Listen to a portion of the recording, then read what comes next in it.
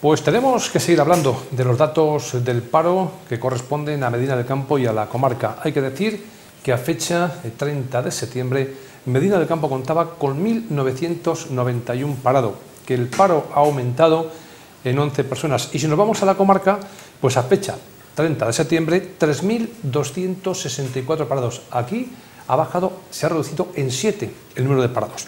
Hola, muy buenas noches. Bueno, noticias negativas, ¿no? Porque estamos hablando de que en Medina del Campo aumenta el paro en 11 personas. Evidentemente, ya preveíamos que septiembre tenía que ser un mes teóricamente todavía con muchas dudas, en base a que todavía estaban ahí coleando sobre todo el tema del sector agrícola por el tema de la recolección de la uva, pero los datos son fríos, ¿no? Y es que los datos en lo que es la Medina del Campo son en 11 parados más con respecto al mes anterior, aunque es verdad que en la comarca han sido 7 el número de reducidos que ha habido, o la reducción que ha habido de trabajadores y trabajadoras registrados al SEPE. Isidoro Hernández es el responsable de Comisiones Obreras en Medina del Campo, que lleva, creo que son 5 o 6 meses ya.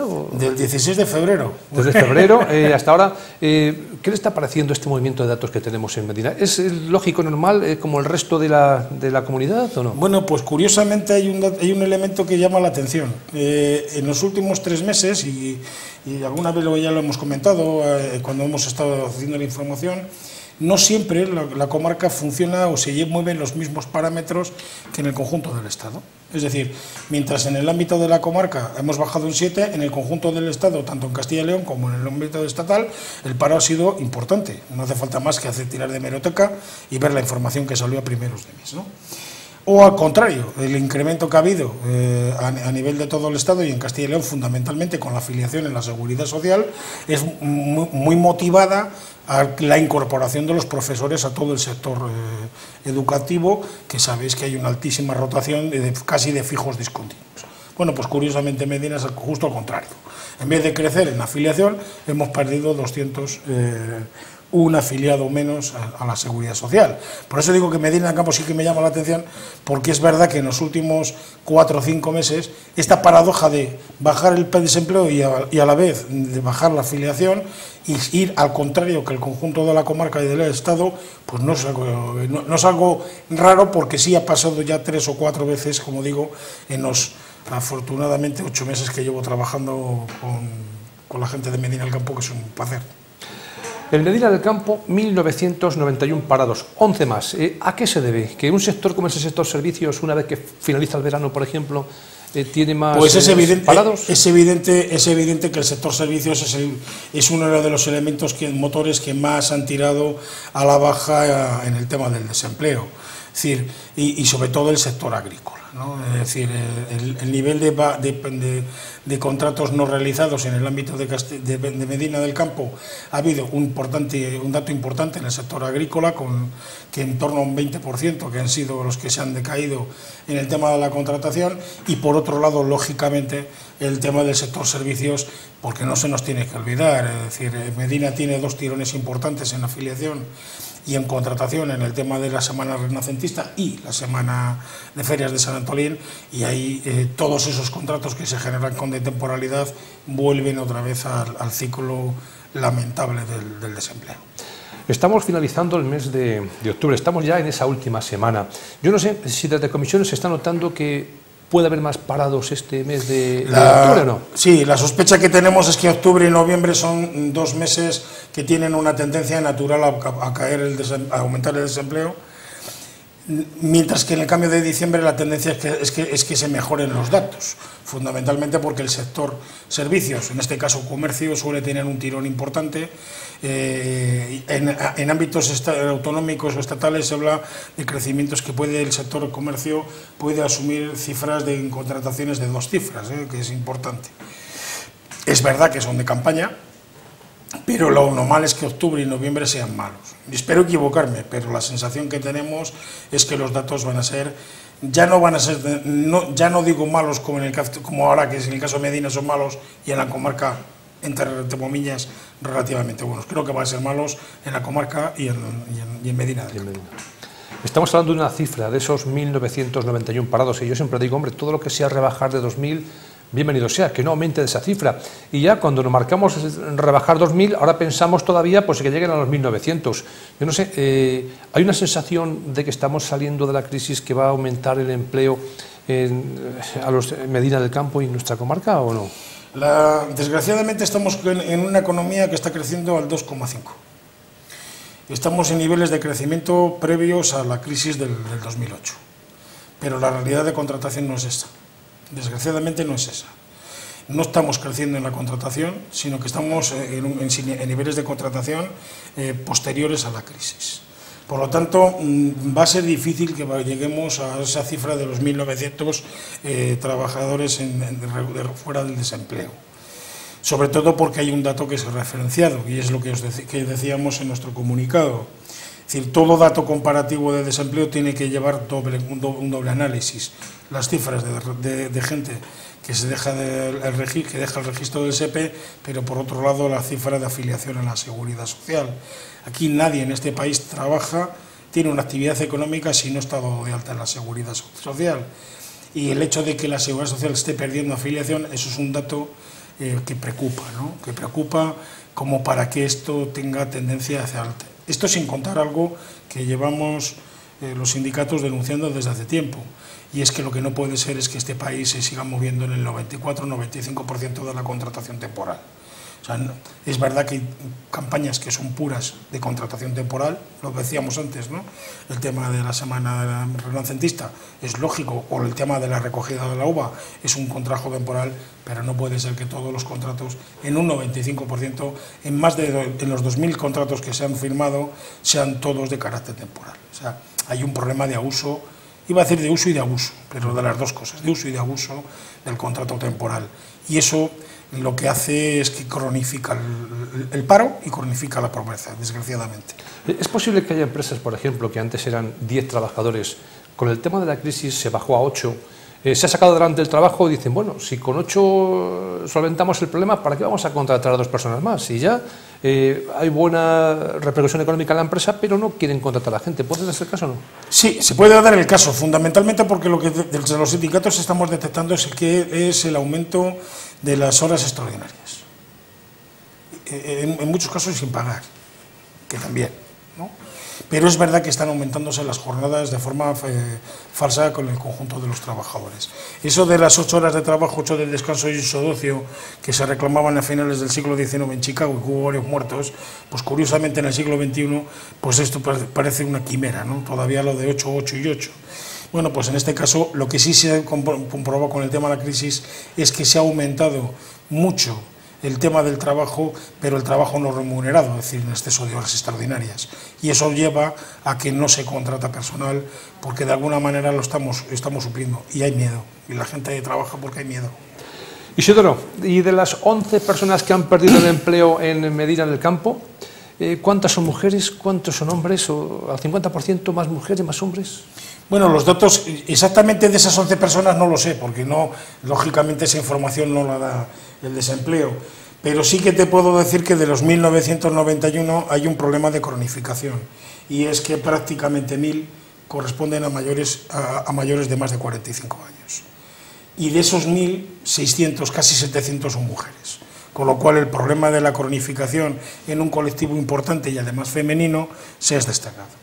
Pero entre 25 y 44 años pues nos volvemos también a mover en torno a 700 personas. Es decir, que de los 1.991, entre 25 y más de 45 años se mueve prácticamente 1.700 personas. Es un dato muy preocupante, ¿no? Porque lo que se vuelve a generar es una bolsa de un colectivo desgraciado de que no puede encontrar trabajo, sobre todo no porque no tengan cualificación, sino porque son mayores. Y en este país, desgraciadamente, si tienes más de 45 años, tienes la espada de Damocles, que si vas al paro, eres viejo para jubilarte, perdón, para trabajar, y joven para jubilarte. Una desgracia. O sea, estamos hablando, lo peor que te puede pasar es ser mujer y tener más de 45 años, sí, porque entonces sí que más complicado no lo puedes tener. Sí, señor, exactamente. Y además con una paradoja, ese colectivo, precisamente ese colectivo, es un colectivo que tiene una altísima rotación y sobre todo muy alto el porcentaje de contratos a tiempo parcial. Por lo tanto, estamos hablando de contratos de 400 euros, 350, 500 euros, que además repercuten claramente al proceso de cotización si es que tienes posibilidades de poder acogerte a una jubilación de futuro, ¿no? O sea, con una expresión muy castellana, perro flaco todos son pulgas. A mí lo que me preocupa de verdad es que, tal y como están las cosas ahora mismo, una persona está estudiando, ya entre lo que sales de estudiar, preparas alguna oposición y demás, casi ya entras en los 30 años, ¿no? Sí. ¿Tienes que trabajar cuántos para poder cobrar la...? Si quieres cobrar el 100%, 35. 35. Sí. O sea que desde la persona que tenga 31 años ya casi lo tiene complicado el trabajar los... Bueno, como cada vez, ahora ya cuando se le llegue a él, no sé si estaremos en 67 o en 70, porque aquí la tendencia natural es a que, porque entras en esa contradicción, ¿no? Dice, no, es que nos tenemos que jubilar más atrás, pero resulta que el que se acerca a esa edad no encuentra trabajo, con lo cual es un poco la pescadilla segura. Pero vamos, en principio, aquel joven que tenga 30 años o 31 y empiece a trabajar, se situará en torno al máximo establecido, si no cambia, en torno a los 65 o 66 años, o sea, prácticamente para poder cumplir el ratio de 35 años de cotizados y 67 de edad a fecha de hoy, claro. ¿Y todo esto cómo se arreglaría? Porque yo sé que los sindicatos estáis manejando cifras, datos y estáis en contacto, pues todos los sindicatos de Medina, Valladolid, Castilla-León, Alemania Nacional. ¿Cómo se puede solucionar este problema para que no ocurra esto? ¿Tiene solución lo primero? Sí, nosotros tenemos claro un detalle. Mira, primero, este país necesita un gran acuerdo por el empleo. Es ineludible. El tema de la flexibilidad, la reforma laboral del 2012, lo que ha generado ha sido una situación de que ha llevado a la precariedad a niveles industriales. Es decir, no puede ser el hecho de que al día de hoy tengamos colectivos de gente joven con contratos en fomento con periodos de prácticas de un año. O sea, el periodo de prueba en este país era un mes, 3 meses si eras un personal altamente cualificado. Bueno, pues el contrato de fomento para emprendedores es un año de periodo de prueba. Eso lo que hace es un nivel de precarización. Segundo, tenemos que empezar a plantearnos claramente todo el conjunto de la sociedad que el trabajo se tiene que ajustar a las realidades productivas. Es decir, si yo tengo una actividad productiva que voy a tenerla durante todo el año, tengo que plantearme la contratación de personal de forma indefinida.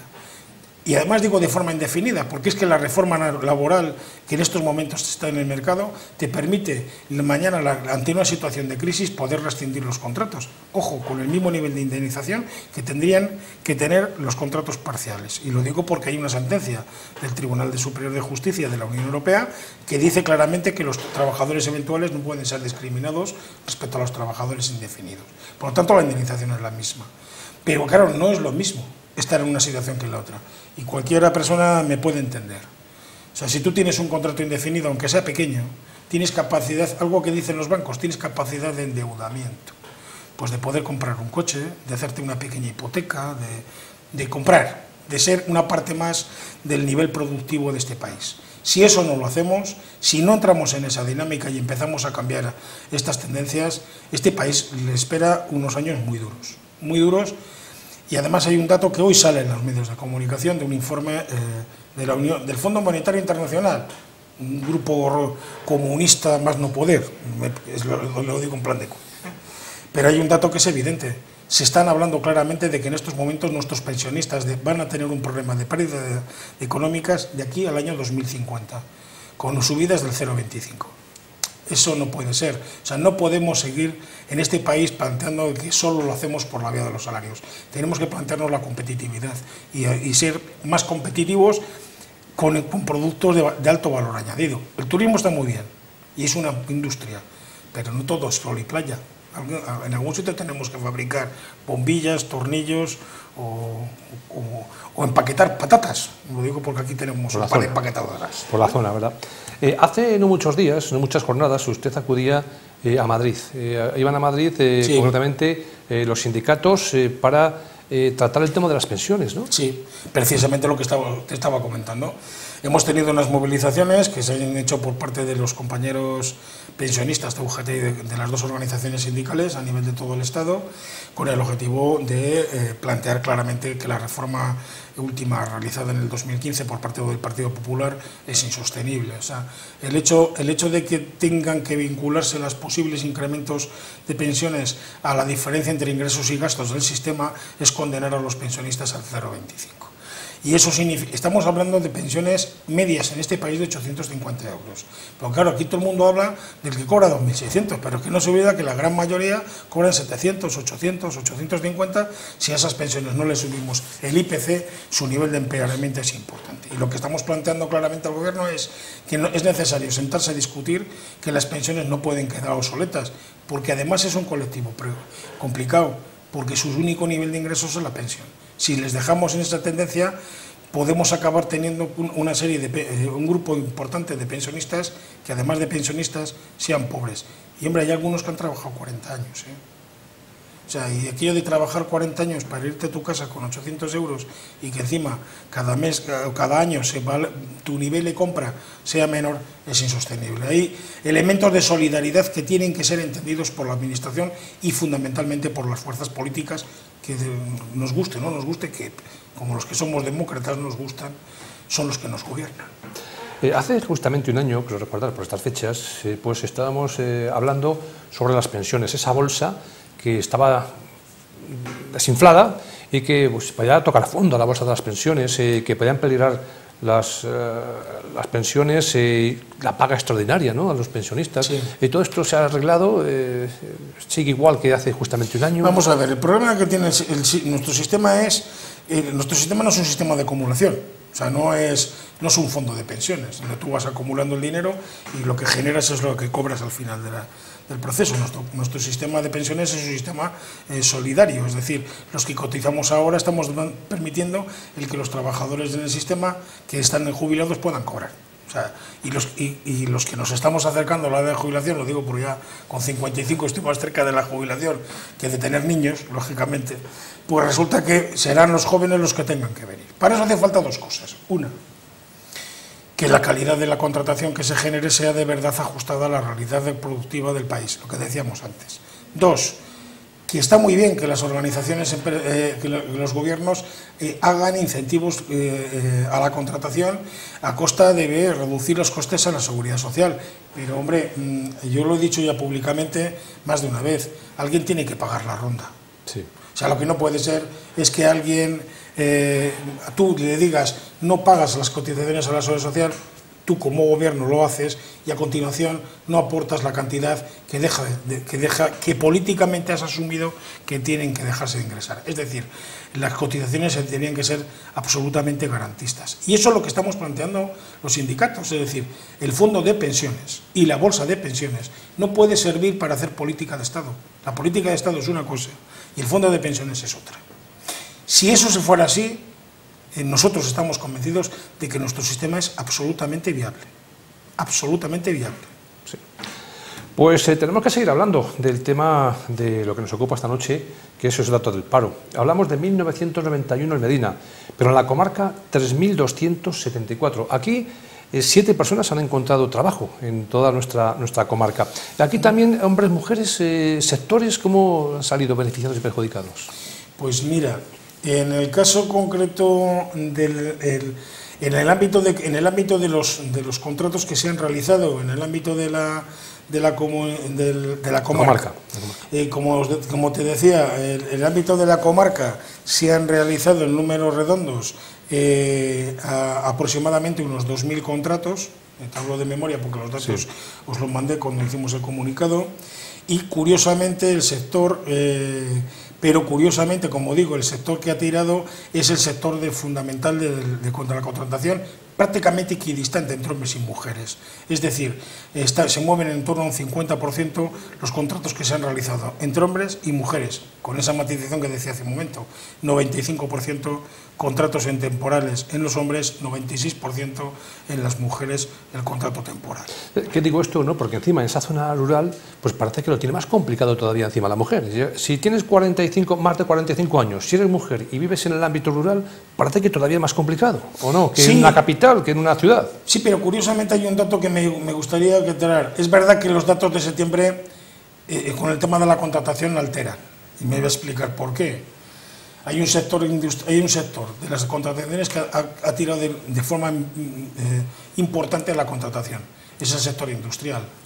Pero si hablamos de sector industrial y hablamos de Olmedo, estamos hablando de la azucarera. Sí. Con lo cual, evidentemente, son unos datos, entre comillas, falsos. ¿Por qué? Porque son todas las contrataciones de temporada para el tema del azúcar, ¿vale? Entonces, es verdad que todos los sectores han tirado, fundamentalmente dos: construcción, muy poquitos, unos 14 contratos, y industria con 101 contratos. Pero, lógicamente, ha habido dos sectores que han caído. El sector agrícola, con 20 contratos menos comparativamente con el mes anterior, que tiene su lógica, el sector de la recogida se ha acabado, y el sector servicios con una caída de más de 162 contratos comparativamente. ¿Por qué? Pues por la misma filosofía. Los contratos del sector servicios en el periodo vacacional, las piscinas, las jornadas, las semanas de fiesta, se tiran hacia arriba y luego tienen su caída natural después de que se pasa el proceso. Por lo tanto, ¿los datos son buenos en contratación? Sí, pero ojo, también con matizaciones. O sea, si no hubiera habido la campaña del azúcar, Olmedo no habría tenido, pues nada más y nada menos que, según los datos que nos da la información, pues 130 contratos más. Que no es nada desdeñable, ¿no? Quiero decir que ese dato hay que tenerle muy en referencia. Pues Isidoro Hernández es el responsable de comisiones. Muchísimas gracias. Yo espero hablar dentro de un mes y que sigamos contando buenos datos, que de esos 1.991 se han reducido, aunque no sean muchos, pero algunos, porque siempre, bueno, pues se de agradecer, ¿no? Que... Yo te puedo prometer que para mí sería un placer venir aquí y decirte que no estábamos en 1900 sino en 1800, pero uno ya es muy veterano en estas lides y lo del optimismo lo dejamos sin perderlo, pero hay realidades que son muy tozudas, desgraciadamente. Pues el próximo mes hablaremos y ya... Vamos a estar a disposición como siempre. Muchas gracias. Nada, sí.